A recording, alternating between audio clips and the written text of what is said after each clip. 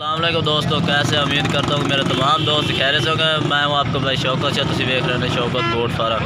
दोस्तों आज कारगो 2 पट्ठा मैं लोड कराना आया मुल्तान शहर, जो कि मैं इस टाइम हासलपुर मेन अड्डे के उत्ते बैठा तो मुल्तान शहर कारगो करान आया। भाई ने ऑनलाइन ही पैसे भेजे ने तो ऑनलाइन जानवर मंगा रहे हैं मुल्तान शहर तो ने असी आए हासलपुर तो जिन्हें भाई की शिकायत भी काफ़ी भाइयों की होंगी है कि यार पैसे लैके यार साढ़े हेरा फेरी कर लेंगे ने।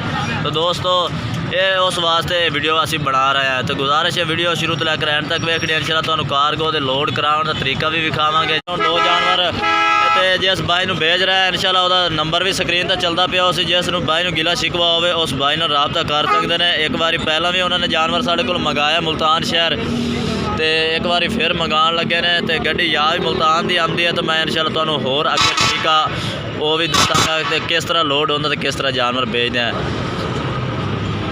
दोस्तों हम असी कारगो ऐ लोड करान लगे हैं मुल्तान शहर गला मंडी तो भाई ने नफीस भाई तो हम जानवर लोड करान लगे हैं।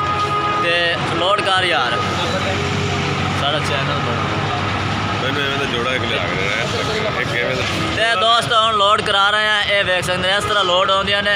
इंशाल्लाह महफूज जानवर पहुँच जाते हैं तो गड्डी नंबर भी इंशाल्लाह भाई ने मिल जाए वो भी चेक करा देवे। तो गड्डी नंबर तो राबता नंबर तो नहीं दे सकते क्योंकि हर बंदा राबता कर सकता, राबता नंबर तो नहीं मिल सकता। तो दोस्त हम मैं गड्डी का नंबर भी दे रहा इंशाल्लाह। ये गड्डी नंबर आ गया, ये मुल्तान शहर की गड्डी है। ठीक है दोस्तों, वीडियो अच्छी लगे तो लाइक शेयर ज़रूर करें। फिर मिलेंगे एक नई वीडियो के साथ, तब तक के लिए इजाज़त चाहता हूँ।